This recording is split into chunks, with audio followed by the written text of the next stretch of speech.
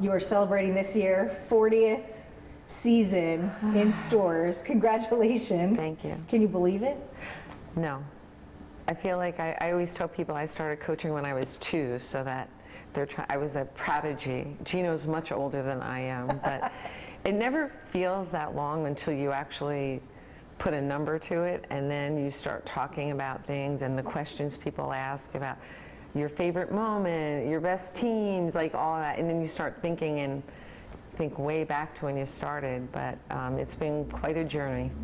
It's amazing. Did you ever think in 1985 when you got here that you'd still be here in 2024? I never thought that we would be here 40 years later. I remember when we first got here, we talked a little bit because the program had finished 9th, I think 3 or 4 years in a row, and our goal was to not finish 9th.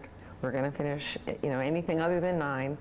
And then Gino and I would talk and say, well, after a few years, we'll go from the bottom to the middle, and then we'll go somewhere really good where we can win a lot of games. And it turned out to be UConn. And it's been an amazing, amazing ride. I couldn't even dream of the things that we've done. I never did dream of what we've done here at UConn. When you're a coach, you go into coaching because you want to help the players. I wanted to give the players that we had the same kind of experience I had when I was in college. I loved school. Academically, I did well. Basketball, we did well. My best friends were from the team. I did intramurals. I had such a great experience as a college athlete. I really just wanted to provide the environment for our players to have that kind of experience. And you had been an assistant at Rutgers, where you went to college, prior to coming to UConn. Yes. What made you eventually come to UConn in '85? Well, Gino would like to think that it was him, and that was a big part of it, I won't lie, but I think my thinking was I had been at Rutgers as a player, and then I was there as a coach, and I only knew Rutgers. I only knew Teresa Grentz is a tremendous coach and a great mentor for me, but that was all I knew, both as a player and a coach, and I thought, for me to grow and learn and to be better prepared down the road to become a head coach, I needed to know something else. And to come up to UConn and have the challenge of building a program, I thought that was the experience that I needed to help me be better prepared. So it seemed to make sense, although most people did not think it made sense at the time. Even my parents at the time did not think it made sense, leaving a top 20 program, my home, to come up somewhere that hadn't had any success in women's basketball. But no one questions me now. I was going to say, I think it worked out pretty well. Yes, it has. It has. And did you know Gino prior to coming to UConn? Gino and I knew each other through recruiting, and then there was they had the Coaches Association, the Women's Basketball Coaches Association had an assistant coach committee, and I was the head of it, and he represented Virginia area, that region, and that's how I got to know him. Probably talked to him much more frequently because of that than on the road, but we became friends and talked a lot about different things. He was known as a great recruiter, and I knew nothing. I didn't know. I just worked hard and I tried to figure it out as I went along, and he was helpful in learning, the process of how to go about getting players. 40 years with Gino, that's longer than a lot of marriages last. Yeah, you know what? I think the key is separate vacations, separate living, separate vacations. It's so funny because when you work with someone for so long, any time in our, probably, it still happens, but not as frequently, anytime he would start to get on my nerves, I would go recruiting. And so that's probably one reason our recruiting was really good. I would just go. And then one day we had like a little disagreement, and I stuck my head in the office and I said, I won't be here tomorrow, I'm gonna go recruiting. He goes, oh, you're just mad at me. That's why you're going recruiting. And I looked at him, it was like, it might have been 15 or 20 years in. I said, it took you this long to figure that out? Like, this has been going on the whole time. That when I get to this point, I need a break. So, but it's he's a man. It takes him a little longer. Yeah, it took him a little bit longer. Bob. It took him a little bit longer, but it's been, his family has become my family up here, and we've been through a lot in 40 years, both professionally and personally, and we both lost our parents and that kind of stuff. Having somebody that you trust to work with is really, really important. What were your biggest disagreements over the years? Was it over recruiting? Was it during games? Probably him being late would be our biggest disagreement, one of them. But it's funny, we are definitely not, we have similar philosophies, similar visions of how things should be done. How we go about doing them, very, very different. And I've learned a lot. Like when I came here, I was young, New Jersey girl, and people here thought I was just a tornado trying to get things done. And I probably hit them over the head to get them in, as opposed to, there was probably a smoother way of getting them to do what I wanted them to do. And Gino helped me a lot with that, in terms of relationships and how to get people to do what you want and have them feel good about it, instead of just beating them over the head. But it's been a great learning experience. Every day I learn, whether it's from him, our other coaches, our players. I think that's what keeps you involved in. That's what's great about college athletics, and that's what keeps me involved, with our players. Hopefully I'm teaching them some things, but I learn a lot from them. Let's run down some of the players you have coached. Brianna Stewart, Maya Moore, Diana Taurasi, Swing Cash, Rebecca Lobo, Sue Bird, Jen Rosati, and that is just a few names because that list goes on and on. What is it like knowing you've coached these superstars and had such an impact on their life? What startles me sometimes when I look at it are the rosters that we've had and how many players of that caliber were on the same team, and their willingness to come here and play with other good players to be able to do something great as a team. And I don't know that you find that as much anymore. I think things have changed obviously in 40 years, but society, and it's more of a me approach for young people. And it's not their fault. It's it's social media, it's the internet, it's a lot of stuff. But how fortunate we were to be able to get so many good players with so many good people with good families to be part of our program and have the success that they were able to have. I'm happy to have been a part of that. Everyone talks about what a great recruiter you are and how great you are to the women on the team. What are the specific attributes that you look for when you're trying to find a player to come to UConn? Well, aside from, the first thing is obviously talent, whether it's athletic ability, skill level, but then you're looking at different things. You're trying to find, I think the common denominator for players that come to UConn, the number one is that they're unselfish. That's the key to having the success and the longevity that we've had. We recruit unselfish players. And then I think players that want to be part of something greater than themselves. Those are the two most important things, I think, to be part of something bigger than you instead of making it all about you. Yeah. And that too, it's getting harder to find kids, although we've been fortunate, we're still able to do it. Which is why you guys have to tell Paige, shoot the ball. Yeah, that probably doesn't happen, in definitely, I don't think that happens in men's basketball. No. And I don't know how many women's programs across the country it happens, but it certainly doesn't happen with your best player. But I think, Paige has learned that when you have an open shot, and that's been our philosophy here from the very beginning, when you are open and you have an open shot, that's your shot, you take it. If someone has a better shot, you pass it. And that's kind of the philosophy we've lived by. And Paige has, bought into the unselfish part for sure. And now what we've tried to teach her is that when you pass up shots and you put your teammates in a bad situation, that's being selfish. So as unselfish as you think it is, you're actually not helping them or our team. So we've kind of had to retool the unselfish part for her. That makes a lot of sense.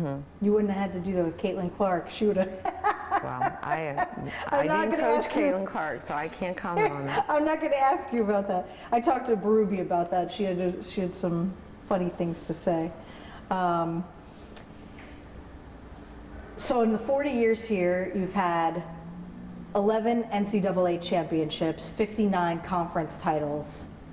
What made these teams so good?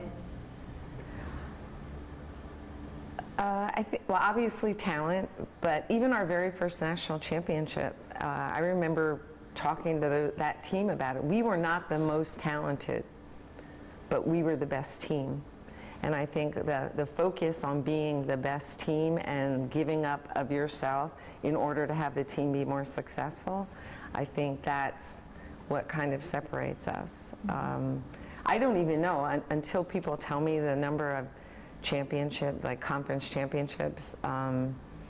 We found one conference championship trophy in a closet one time. And I'm not minimizing winning, because winning is what we do, and everybody loves winning. It's just, for us, it's not what we're obsessed with. I mean, we are and we aren't. I don't know if that makes sense. The trophy isn't what we play for. It's the feeling and the camaraderie and what we've accomplished as a group. The trophy is kind of like a sidebar that we can look at somewhere down the line, like over there. Yeah. When you eventually step away from coaching and UConn basketball, what do you want your legacy to be?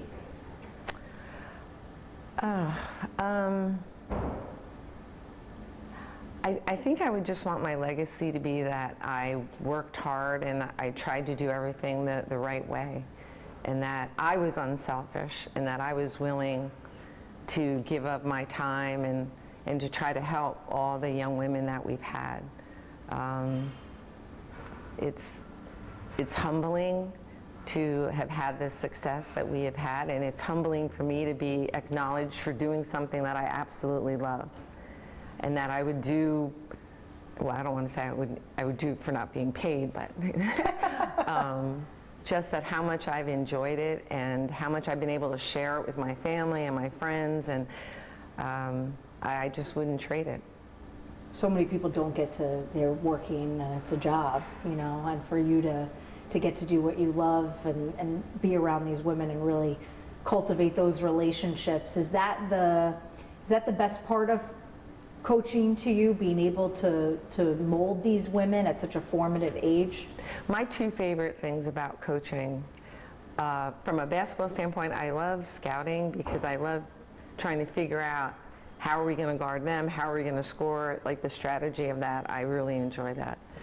My second favorite part, and the reason why I stay in coaching, and I've stayed in as long as I have, are the players.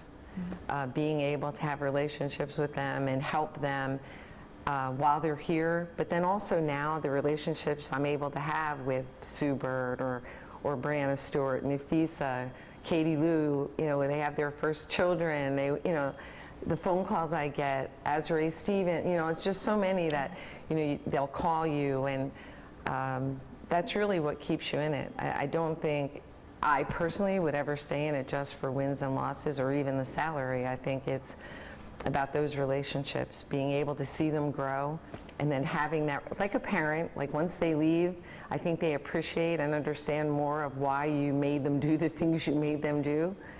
And that's what keeps me in it. That's really cool.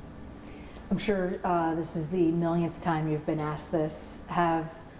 During your 40-year career, I have to imagine at some point you thought about being a head coach somewhere else. What ultimately made you decide to stay? I think every year, you as a coach, you look at where you are, and then if there are opportunities and where you might want to be. And I think as you get older and you learn more, like at UConn, I learned what it takes to get to a certain level, to get to the level that we're at. And I know not every school has that. And then you get older and you don't want to live everywhere in the country. When you're young, you think you can live anywhere and you're happy to move. As you get older, I'm a Northeast person. So if someone called me from the Southwest, I'm not sure I would be a good fit for that. So I think then you start to understand that you're not willing to go anywhere, you're closer to family. And then you get older and you understand that there's nothing wrong with being happy where you are. And I think it took me a long time to get to that place because, and I tried to take it as a compliment, people would ask me, like, why are you still there? Why aren't you a head coach? And I finally was able to say, there's nothing wrong with being happy where I am. Now think about it. I remember I said this to a reporter. I said, is, you know, the New York Times, is that considered the ultimate for the print media? So if you were the #2 person at the #1 business that you're in, and you're well respected and you love what you do, would you feel like you had to leave to prove something to somebody else? So I think it's maturity. You know, you just start to understand, and you know, I am fully aware. I know what I value. I know what's important to me, and I would have known if it was time for me to go. I'll know when it's time for me to leave here. I just know.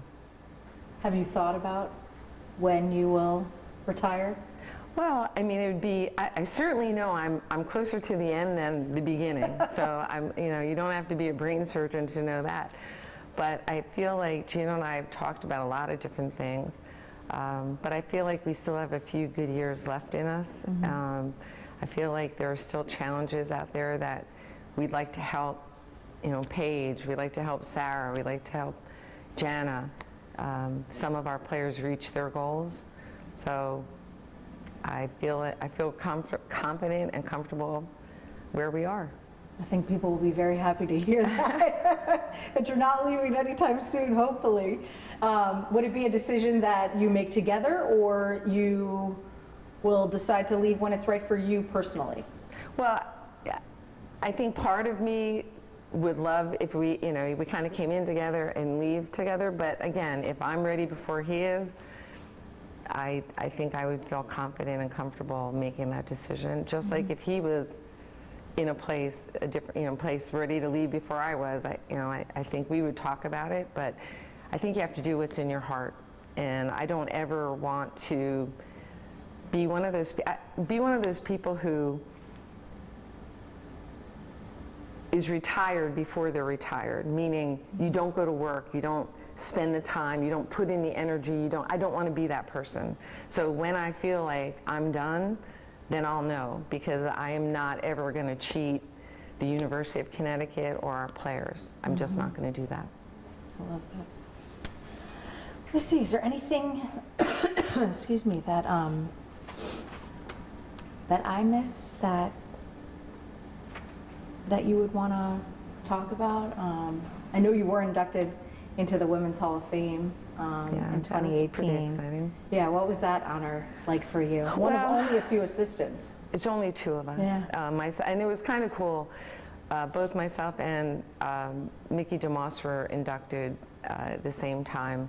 And we were contemporaries and good friends throughout our careers, so I felt blessed to be able to actually be acknowledged in that way, but also to be able to be inducted with Mickey, because she was really in it before me, and I was just happy to. It's not something you expect, to be recognized for something that you love to do, and I took it as I'm representing a lot of other assistants who don't get the recognition that I do, that work hard, that are the force behind the head coach, that really help build programs. And I've just been fortunate to be in that position to represent them as a member of the Hall of Fame. That's really cool.